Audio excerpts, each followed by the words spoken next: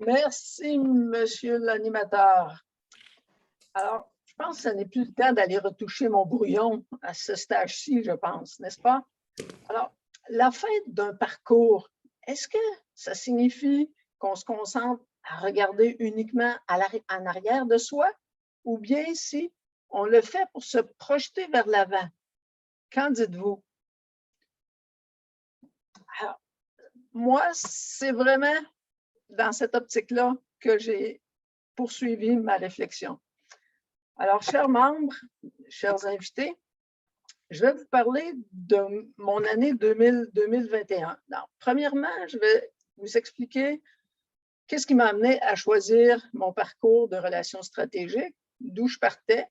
Ensuite, le deuxième élément, je vais vous parler des apprentissages, parce que si on regarde en arrière, je dis pour se projeter en avant, mais il doit sûrement en retenir quelque chose. Et mon tournant de 2000 pour l'année qui vient, mon avenir. Alors, premièrement, pourquoi ce choix de parcours? Alors, comme Raymond l'a mentionné, moi, mon expérience est davantage dans le domaine des ressources humaines. Donc, j'avais comme, si on veut, un lien d'autorité face à mes employés et également, bon, un pouvoir d'influence, si vous voulez, face à mes collègues. Alors, moi, je me disais, en travaillant dans un organisme comme Toastmaster, organisme communautaire, c'est davantage le pouvoir d'influencer qui m'a attiré, donc les relations stratégiques. Je me disais, il me semble que ça me ferait des outils de plus dans mon coffre d'outils.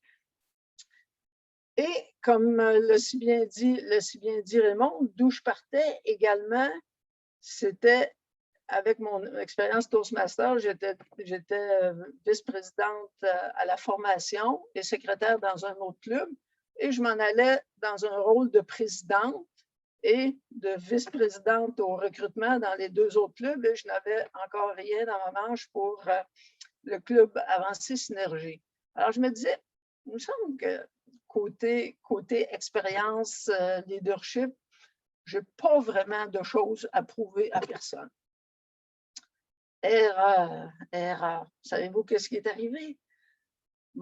Le type qui était directeur de secteur, donc Marc-André, il m'appelle. Il dit, Ghislaine, as-tu songé à me remplacer au titre de directrice de secteur? Non. Alors, la discussion est partie de là. Je demandais en quoi ça consiste, ce travail-là. Donc, il m'a expliqué, mais finalement, j'ai sauté dans le bateau. Voilà. Alors, une expérience de plus, je pense, à mon arc. Et en fait, il y a aussi ce que j'allais chercher dans ce parcours-là, c'était davantage, je pense, la capacité d'influencer. C'est là-dessus, c'est ce qui était mon objectif. Donc, les relations stratégiques, je trouvais que c'était vraiment clé pour m'aider dans mes nouveaux rôles.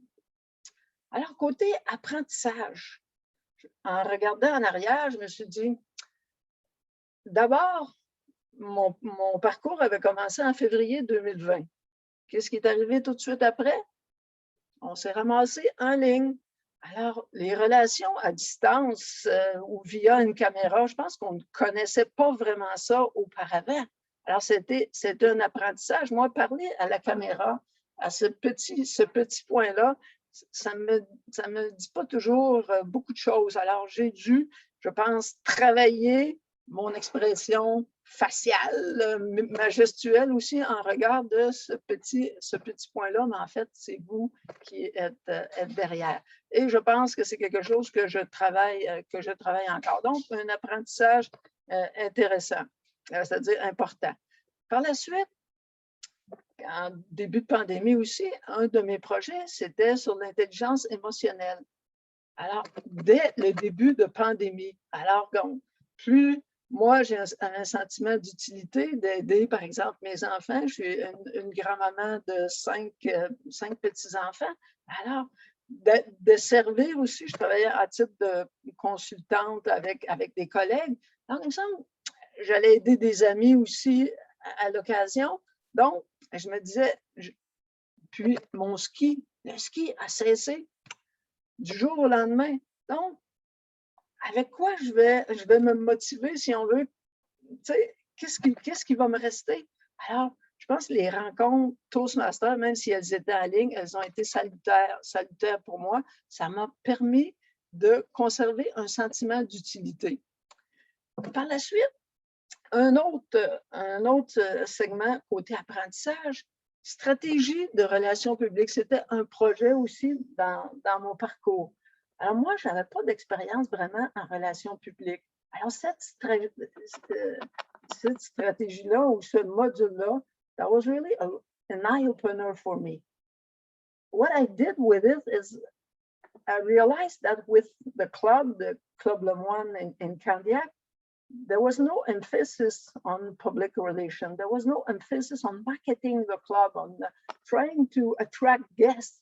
So that was the angle that I chose as president to motivate or even create a committee with the VP public relations and VP membership in order to promote in a better fashion, better way the club. So there was, yes, the social medias, but also with meetup. So I put emphasis on that. And at the end of the day, we are a club distinguished president. So I was really impressed with my team. So it worked. So the lesson was really well learned. Another lesson that I learned was my role of area director. Alors, je dirais, si vous cherchez une façon d'apprendre à la vitesse grand V, je vous recommande drôlement ce poste. Moi, j'ai eu beaucoup de plaisir à le faire. Alors, je suis arrivée, d'abord, ça devait être dans le secteur 73, qui était avec le club Le Moine de Candiac. Et là, mon précédent directeur de secteur, il m'appelle et dit, Ghislaine, est-ce que tu voudrais changer de secteur parce que je trouve personne pour l'autre secteur? Finalement, de fil en aiguille, on discute. Ben, je dis, bien oui, je vais aller donc dans un autre secteur dont je ne connaissais seulement un club. Alors, j'arrive là, il m'explique un petit peu la situation. Alors, un club qui avait cessé de se rencontrer parce qu'eux, ils croyaient que le présentiel allait revenir. Et un deuxième club aussi qui, on veut dire comme ça, végétait, était à 8 membres. Et même chose, eux aussi, ils attendaient qu'éventuellement le présentiel revienne. Alors, ils ne m'avaient pas dit, par exemple, que cette situation-là était à ce point. Ils m'en avaient dit peut-être un petit peu. Alors, mais finalement, je pense que l'apprentissage est d'autant plus grand parce qu'à ce moment-là, en contactant les présidents, j'ai vu qu'en début de parcours, en début d'année, un des clubs, c'est le club de Granby, voulait se rencontrer dans un parc. Alors, c'est une belle opportunité pour moi d'entrer en communication avec eux et, en fait, de leur parler de mon expérience via des rencontres en Zoom qui fonctionnaient très bien. Et même des membres de ce club-là travaillaient déjà en Zoom ou en Teams. Alors, je pense qu'ils ont quand même été assez faciles à convaincre et j'ai participé pendant peut-être le premier mois à leur rencontre pour leur donner, leur influer le goût d'aller de l'avant et ça a fonctionné.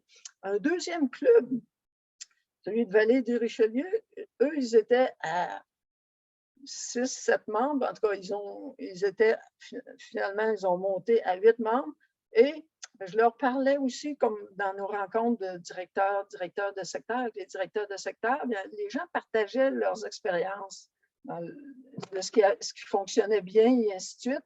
Alors, j'essayais de leur mentionner aussi qu'il faut changer nos façons de faire, changer nos paradigmes, aller sur les réseaux sociaux pour faire la promotion.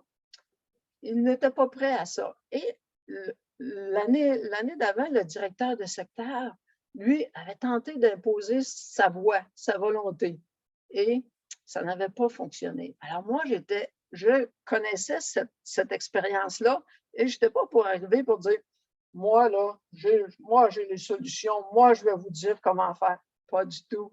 Alors, c'est comme prendre un petit cheval, l'amener à la rivière ou à l'abreuvoir. Si le petit cheval ne veut pas boire, il n'y a rien à faire. Alors, moi, j'ai laissé les chevaux aller paître dans les champs et finalement, vers la fin de l'année, ce club-là a embarqué, si on veut, dans les démarches que j'avais proposées. Et ce club-là est maintenant rendu à 12 membres et ce club-là, maintenant, veut s'en aller du côté de meilleure promotion de leur club. Alors, je pense que c'est une victoire, c'est une fierté pour moi de les avoir convaincus, que mon influence a été rapportée, si on veut, des dividendes.